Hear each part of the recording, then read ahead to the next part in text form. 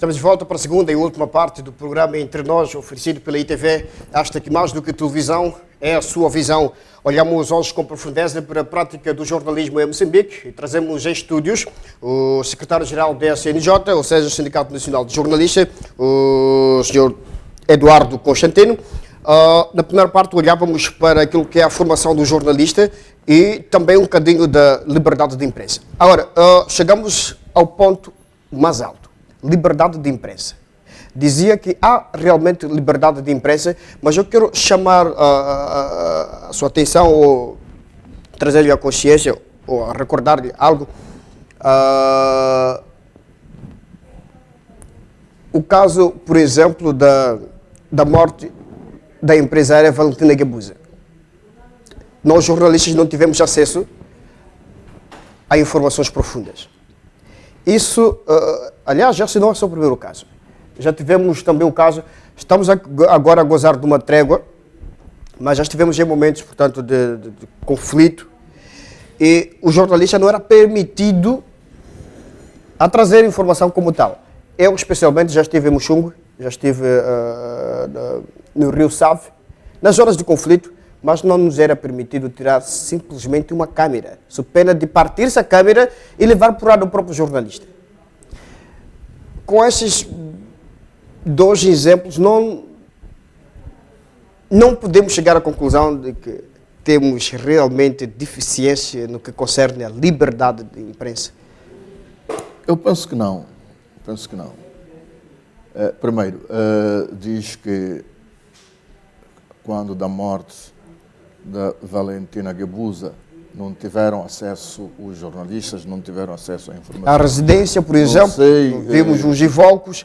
Não sei que tipo de informação gostariam de ter, porque o caso ocorreu à hora que ocorreu e os jornalistas tiveram informação muito tempo depois. Eu não sei se nós fazemos questão, nós, neste caso, exigíamos que, mesmo depois de ter passado por lá a perícia policial, não deveriam ter sido removidos os indícios do macabro assassinato, sem que antes tivesse lá ido a comunicação social. Este é por um lado. Por outro lado, coloca esta questão de, em tempo de conflito armado, ter viajado para Muxungue e ter sido impedido de tirar as câmeras. Se recorda, eu fazia menção ao facto de que há alguns aspectos que, quando não realizadas na totalidade ou quando não permitidas, podem influenciar negativamente no exercício da liberdade. E eu quero lembrar que em qualquer parte do mundo onde há conflito armado, nem todos observam o aspecto da necessidade de cumprimento da liberdade de imprensa. É por isso que houve estas situações que se passaram consigo, como podem ter se passado com outros jornalistas. E são muitos. São muitos, evidentemente, mas estes fatores, conforme eu dizia, não podem por si só dizer que no cômputo geral não há liberdade de imprensa no país. Não, eu discordo. Eu fiz menção de que liberdade de imprensa existe, nós exercemos a liberdade, pese embora existam algumas limitantes. Limitantes estas que não podem constituir fator de eliminação de todo um conjunto de realizações que nós fazemos. Casos isolados que ocorrem não podem servir, sob o meu ponto de vista, de fator que possa eliminar por completo todo um conjunto de realizações, de atividades que nós fazemos no âmbito do exercício da liberdade de imprensa no país. E o que é que nos tem a dizer sobre a questão de acesso a fontes seguras de informação? Aí é que está, portanto, um outro aspecto que nos preocupa. Porque, na verdade, a lei de acesso à informação foi aprovada, o seu regulamento foi aprovado, mas ainda temos constatado dificuldades de acedermos às fontes de informação ou de acedermos às informações perante as fontes de informação. Os fatores são vários, os argumentos para que tal ocorra também são vários. De toda maneira, o apelo que eu faço é no sentido de que nós, como profissionais, temos que seguir o que diz o regulamento, o que diz a lei, até as últimas consequências. Nós não podemos, por exemplo, a primeira dificuldade que enfrentarmos no caminho de acesso às informações, desistirmos e dizer que não querem nos dar informação. A lei define fases, a lei define caminhos que temos que realizar para termos acesso à informação. Vamos seguir esses caminhos até as últimas consequências. O importante é que se tenha a consciência de que o acesso às informações não é apenas para os jornalistas, mas é para todo o cidadão deste país. Por isso, nós fazemos parte deste país, temos que ter acesso a essas fontes para levar ao conhecimento dos cidadãos deste país. E os outros cidadãos que, não sendo jornalistas, mas a lei lhes permite terem acesso a essas fontes, por isso devem lhes fornecer. Não podemos desistir, porque enfrentamos logo à partida dificuldades de acedermos a uma informação que consideramos importante e desistirmos. Não, vamos insistir, vamos atrás, seguindo todos os passos que são definidos pela lei, pelo regulamento de acesso à informação. Este é o consolo que nos dá. Este é o conselho que dou aos profissionais da comunicação social. Nós estamos a fazer um levantamento em todo o país de casos que violam grosseiramente o acesso à informação.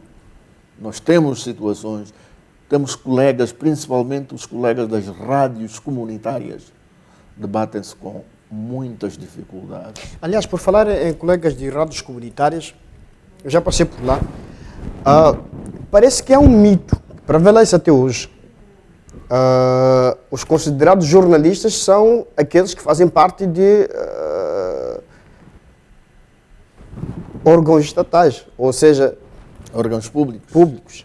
Eu não diria que... Mas no terreno isso acontece. Eu não diria que só esses é que são jornalistas.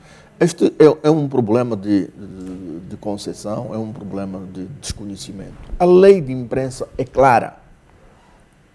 A lei de imprensa é clara. E se nós formos a tratar das questões das rádios comunitárias, vamos levar muito tempo, porque, na verdade, sob o meu ponto de vista, as rádios comunitárias fazem um trabalho público para o público.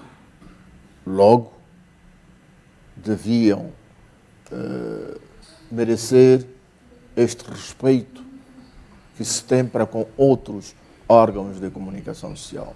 Aqueles são órgãos como outros, só que são comunitários. Mas eu dizia que o problema dos colegas das rádios comunitárias, ou este desconhecimento da lei sobre quem é jornalista. A lei define claramente quem é jornalista.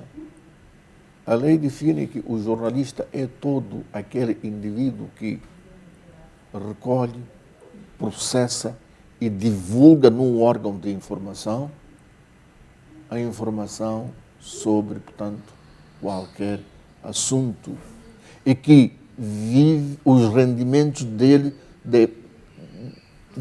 provém só do exercício da sua profissão. Esse é que é jornalista. Portanto, e nós temos colegas, temos jornalistas nas rádios comunitárias que estão cobertos, que estão nesta situação. Aliás, o próprio o projeto de lei do Estatuto de Jornalista, que faz parte integrante da carteira profissional, define no seu artigo 2º que é jornalista profissional todo aquele que exerce a profissão de acordo com este projeto de estatuto, que define que são considerados jornalistas as pessoas que, em regime de ocupação principal, permanente ou remunerada, exerçam as seguintes atividades: pesquisa, recolha, seleção, elaboração e apresentação pública de acontecimentos sob forma noticiosa, informativa ou opinativa, através dos meios de comunicação social. É isto que está na lei. Portanto, todo indivíduo que está abrangido por este artigo, na República de Moçambique, é jornalista. Portanto, querer separar os verdadeiros jornalistas é uma tentativa de querer dividir a classe. Entretanto, estes mesmos que tentam separar, dividir a classe, facilmente se deixam levar por burlões que, não sendo jornalistas, se aproximam deles e os burlam e deixam-se levar. Portanto, o apelo que eu faço neste momento é de continuarmos a exercer a nossa profissão. Aos colegas das rádios comunitárias, continuem firmes no exercício da profissão. E nós, como sindicato, estamos a fazer um levantamento, como eu disse, no país, os casos que violam, de facto, o acesso às fontes de informação, porque isso viola a lei.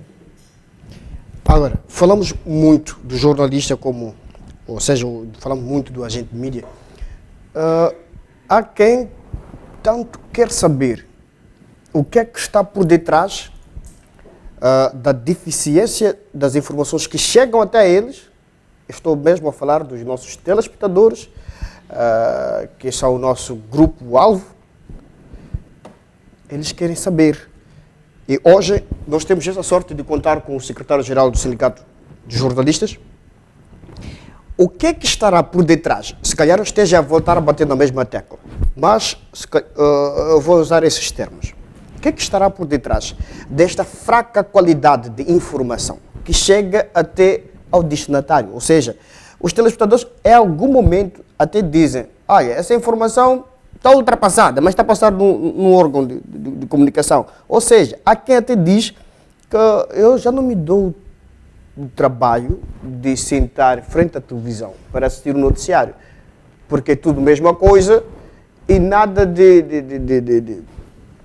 tão importante é de saber, porque às vezes a informação, mesmo que eles querem, acabam encontrando nos WhatsApps, nas redes sociais, nos Facebooks. O órgão de informação chega a trazer a mesma informação de uma forma superficial. Em muitos casos tivemos situações assim. Acontece alguma coisa e já está nas redes sociais exatamente do jeito que aconteceu. Os órgãos de informação chegam e formam outra opinião. Bom, permita-me que eu diga que redes sociais não são órgãos de informação. Obviamente. E os órgãos de informação, os tradicionais órgãos de informação, não devem se sentir ameaçados com o surgimento das redes sociais. Cada um realiza a sua missão. As redes sociais, aquilo que apresentam, não são notícias. não são notícias. Mas são informações de utilidade. As redes sociais, quando eu digo que não são notícias, refiro-me exatamente pelo facto de que o jornalismo é exercido nas maneiras que eu fiz menção há pouco tempo. E o indivíduo que com o celular tira fotografias e posta no Facebook, posta no WhatsApp, sem nenhum tratamento, não é exercer o jornalismo. Portanto, este é o primeiro aspecto. Segundo aspecto, eu há bocado fazia menção ao facto de que o país registra um boom de órgãos de comunicação social. Mercê, portanto, da atual lei de imprensa, mas em contrapartida não há o que seria desejável, esta diversificação de informação. Não há. Mas o que é que estaria por detrás disso? E porquê? Porque eu entendo que os jornalistas e os órgãos de comunicação social estão mais preocupados na agenda oficial que na agenda própria. Há muita informação que pode ser recolhida na comunidade, mas os órgãos de informação não fazem. Vão atrás de reuniões, vão atrás de visitas, vão atrás de inaugurações e por aí adiante. E vais ser televisão, ouves E as rádio, pessoas, é tudo a e o mesma coisa. cidadão, naturalmente que o cidadão sintoniza a rádio, ouve a mesma coisa. Sintoniza a televisão, vê a mesma coisa. Naturalmente que o cidadão fica, desgostoso de não ver outro gênero, outro tipo de informação, a não ser as mesmas coisas, diariamente. Se não é reunião, é inauguração, se não é inauguração, é visita, se não é visita, enfim, são sempre as mesmas coisas. Então, eu acho que nós devemos começar a cobrir outras realizações, por um lado. Por outro lado, começarmos também a praticar outro tipo de gênero de jornalismo. Porque o gênero de jornalismo não é só notícia. Tem o comentário, tem a opinião e por aí fora. Tem a crônica e por aí fora. Então, vamos optar por esses gêneros jornalísticos, por um lado. Por outro lado, vamos trazer outras informações que os cidadãos precisam e não andarmos atrás de estas realizações que fiz menção ou então, na pior das hipóteses, trazermos vítimas de acidentes de aviação, vítimas mortais, em alguns casos, mutilados, imagens que horrorizam o cidadão, chocam a sensibilidade do cidadão. E eu me pergunto, qual é o interesse noticioso naquela imagem? Pode ter interesse a notícia do acidente, mas qual é o interesse noticioso de trazer um corpo mutilado? O que é que imagem se pretende transmitir ao cidadão? Eu acho que nós não podemos continuar assim. Não podemos continuar assim. Sabe, há países neste mundo onde está proibido por lei a apresentação nas televisões, nos jornais, de um cadáver, muito menos um cadáver mutilado. Então, eu não vejo qual é a necessidade que nós temos de andar atrás. Nós estamos perante um acidente de viação, com feridos, no lugar de socorrermos os feridos, estamos ali a tirar fotografias. Para distribuir nas redes sociais. A nossa maior preocupação é tirar fotografia para distribuir nas redes sociais. Eu acho que não. Isso é imoral. Nós estamos praticamente a chegar ao final do nosso programa, mas eu tenho 3 questões só para terminar. para fazer ao secretário, nesse preciso momento, o que é que o Sindicato Nacional de Jornalistas está a fazer para melhorar a qualidade de informação trazidas, ou seja, processados e colhidos pelos jornalistas nacionais e trazidos ao público? A melhoria da qualidade da informação que é trazida ao público não depende do Sindicato Nacional de Jornalistas. Depende, isso sim, de cada órgão, de cada profissional. O Sindicato Nacional de Jornalistas não interfere na linha editorial do órgão de informação. O que nós temos que fazer, e estamos a fazer, é apelarmos sempre à consciência de quem é gestor do órgão de informação para a necessidade do cumprimento do Código de Ética e Deontologia, o cumprimento das normas de jornalismo e trazer a informação credível ao ouvinte. Porque quando este órgão não traz uma informação credível, uma informação que, enfim, espelhe a realidade, é o próprio órgão que perde a credibilidade. E as pessoas, os telespectadores, os ouvintes, os leitores, simplesmente quando vê que este órgão prima por este princípio, põe de lado. Reconhece, sim ou não, que em Moçambique existem muitos jornalistas que, passa a expressão, são analfabetos, não sabem escrever, ler, muito menos interpretar algo? Sim ou não? Eu, há bocado, vou-lhe responder. Há bocado eu fiz menção ao facto, quando me perguntava das escolas de formação de jornalistas, eu fiz menção a este fator, de que, infelizmente, nós temos jornalistas que não estão qualificados para o exercício da profissão, tal como uma outra profissão qualquer. Por isso, a resposta é sim. Existem jornalistas analfabetos. Infelizmente. Eu não diria analfabetos, mas eu diria mal qualificados, mal preparados. Reconhece que há deficiência na qualidade das informações divulgadas em Moçambique? Naturalmente. Reconhece também que há dificuldade de acesso às fontes de informação? Perfeitamente. Sendo assim, não me resta nada senão dizer muito obrigado pela participação no programa Entre Nós. Obrigado. Queríamos nós que... Bom trabalho para vocês. Nós agradecemos. Espero que prime por isenção, responsabilidade e que a ética e a deontologia seja o vosso princípio de trabalho.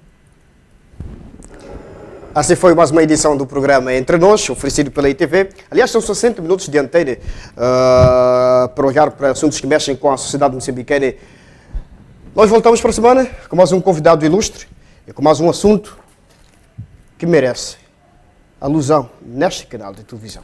Até lá.